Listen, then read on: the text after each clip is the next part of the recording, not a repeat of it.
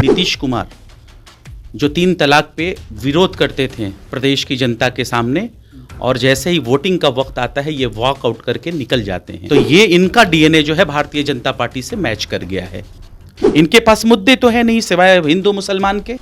आज नीतीश कुमार उनके चरण स्पर्श कर रहे हैं, जबरदस्ती पैर छू रहे हैं मोदी जी के। पूरी सिर्फ सत्ता की मलाई खाना है। मजबूरी उनकी है 56,000 करोड़ को कैसे डकार जाए।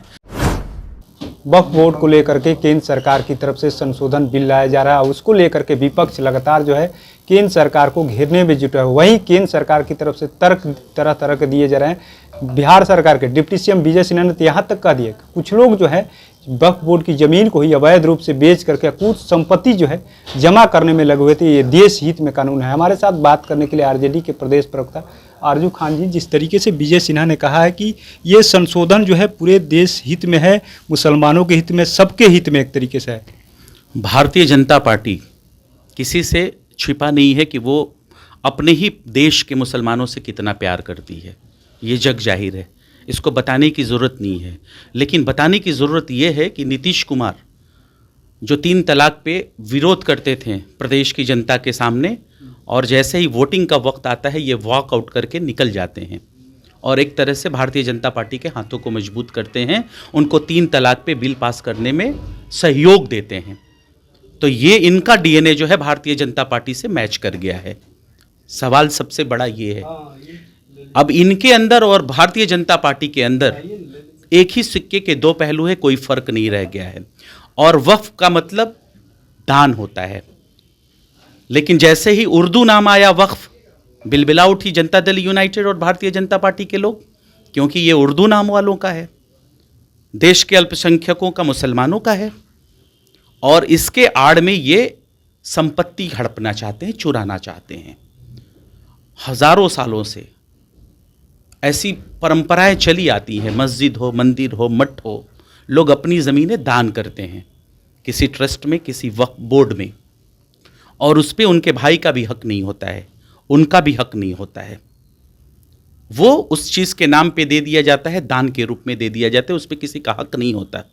लेकिन भारतीय जनता पार्टी क्या कर रही है, विधेयक पास करके उस पर काबिज होना चाहती है, यानी कि वक्फ बोर्ड की संपत्ति को हड़पना चाहती है।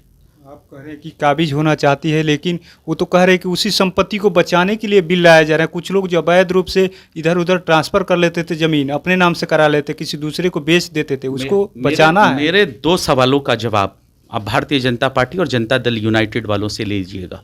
वक्फ बोर्ड की संपत्ति का रेवेन्यू स्टेट गवर्नमेंट को जाता है कि नहीं, सेंट्रल गवर्नमेंट को जाता है कि नहीं? लगभग सालाना 2 करोड़ रुपए रेवेन्यू जाता है। तो ये जो रेवेन्यू देती है वक्फ बोर्ड, और यतीम बच्चों का पालन पोषण करती है, उनको शिक्षा दीक्षा देती है, बेवा और विधवा लोगों को जो है सपोर्ट करने का काम करती है। अंजुमन इस्लामिया जैसे संस्थाओं से, जहां पटना में 1 लाख, 2 लाख, 2.5 लाख रुपए शादी करने के एक दिन के खर्च होते हैं, वहां 20,000 में शादियां होती हैं। दुकान कम दामों में, कम रेंट पे जो है वक्फ बोर्ड की तरफ से मुहैया कराया जाता है उनके अपने लोगों को, जो समाज के मुख्य धारा से पीछे हैं, जो आर्थिक रूप से कमज़ोर हैं। तो क्या ये गलत काम कर रही है? और अभी तक ये गलत काम कर रही थी तो जनता दल यूनाइटेड, भारतीय जनता पार्टी 18 सालों से इस प्रदेश में क्या कर रही थी? अभी ये एक लेके आए थे ना नेम प्लेट वाला मामला, बिहार में भी उठने लगा कि उसी तर्ज पे होना चाहिए। लेकिन शुक्रगुजार हूं उस सुप्रीम कोर्ट का, कॉन्स्टिट्यूशनल का, संवैधानिक रूप से उन्होंने उस आईना दिखाया, फटकार लगाई। तो ये भारतीय जनता पार्टी हमेशा इसी तरह के स्क्रिप्ट में प्रदेश की आवाम को उलझाना चाहती है, देश की आवाम को उलझाना चाहती है। इनके पास मुद्दे तो है नहीं सिवाय हिंदू मुसलमान के। मुसलमान इनकी खुराक हैं और ये दिखाना चाहते हैं आम आवाम को, और उसके बदले में ये जो है पीछे से दलित और शोषित लोगों का चीरहरण करते हैं, लेकिन प्लेटफॉर्म में सामने रखते हैं मुसलमानों को, और पीछे से दलित महादलित का सारा जो हक हुकूक है उसको ख़त्म करते हैं। आप बीजेपी की तो बात करें, लेकिन जदयू भी उसके साथ समर्थन में खड़ी है और जदयू के नेता कह रहे हैं साफ साफ कि हम लोग भी इसकी बैठक कर रहे हैं। अल्पसंख्यक कल्याण मंत्री हैं, उनके नेतृत्व में सब बैठक हो रहा है कि आखिर में क्या सही है, उसको क्या निर्णय लिया जाए। हम लोग सपोर्ट में हैं एक तरीके से। देखिए, मैंने कहा ना कि ये दोनों भारतीय जनता पार्टी और जनता दल यूनाइटेड दोनों एक सिक्के के दो पहलू हैं। आज नीतीश कुमार उनके चरण स्पर्श कर रहे हैं, जबरदस्ती पैर छू रहे हैं मोदी जी के, और अब इससे पहले जो है मजबूरी सिर्फ सत्ता की मलाई खाना है। मजबूरी उनकी है 56,000 करोड़ को कैसे डकार जाए, जैसे 125 लाख करोड़ को उन्होंने डकार गए। लेकिन इंप्लीमेंट के नाम पे बिहार को क्या मिला? पलायन रुका, बेरोजगारी दूर हुई। अभी भी हंडर इंडेक्स में बिहार सबसे पीछे क्यों है? अभी भी 90 लाख लोग जो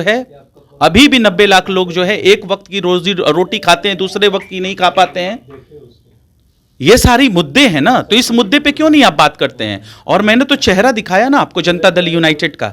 जनता दल यूनाइटेड जो है 3 तलाक पे बिहार प्रदेश में विरोध जताती है, लेकिन जब संसद के पटल पे जब वोटिंग का वक्त आता है तो जनता दल यूनाइटेड वॉकआउट कर देती है और दूसरे बैक डोर से जो है भारतीय जनता पार्टी के हाथों को मजबूत करती है। कहीं ना कहीं वक्फ बोर्ड पर तो आप लोग भी राजनीति करें, जदयू में भी कई मुसलमान नेता है, तो वो उसके समर्थन में है, तो कहीं ना कहीं अच्छा बिल है तभी तो समर्थन ये है। हक और हुकूक की बात है, मुस्लिम और इस्लाम की बात नहीं है।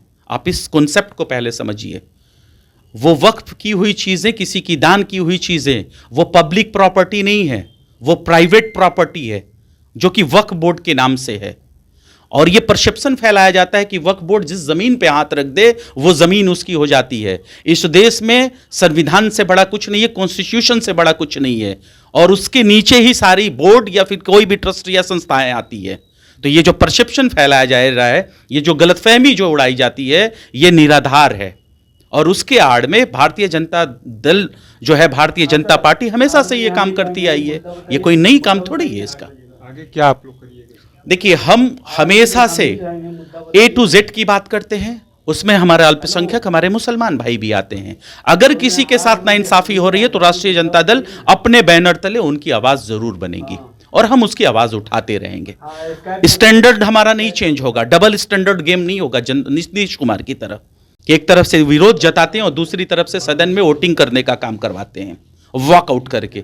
हम ऐसा रवैया नहीं रखते हैं। प्रशासन की बात करें, वो भी तो कह सकते हैं चुनाव है इसलिए लोग माहौल तैयार कर रहे हैं, 25 का चुनाव है, अभी से आप लोग तैयारी में लगे। ये कौन सा माहौल बना रहे हैं? ये प्रदेश के बहुसंख्यक लोगों को खुश करना चाहते हैं क्या नीतीश कुमार जी? तो वो बताएं कि ये सब दिखावा था। और उन्होंने 2-3 चीजों पे आया हो चुका है कि उन्होंने गलत किया है।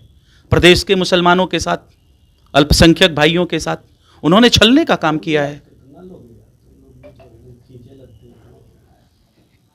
तो आपने सुना किस तरीके से आरजेडी के प्रदेश प्रवक्ता आरजू खान ने साफ साफ कह दिया वक्फ बोर्ड को लेकर के भारतीय जनता पार्टी जिस तरीके से नाइंसाफी करे, वहीं आपको बताते थे कि जनता दल यू का भी साथ है और आगे चुनाव है। अब देखना यह है कि 25 के चुनाव में वक्फ बोर्ड की तरफ से जो संशोधन बिल लाया गया है उसका किसको नुकसान भुगतना पड़ता है।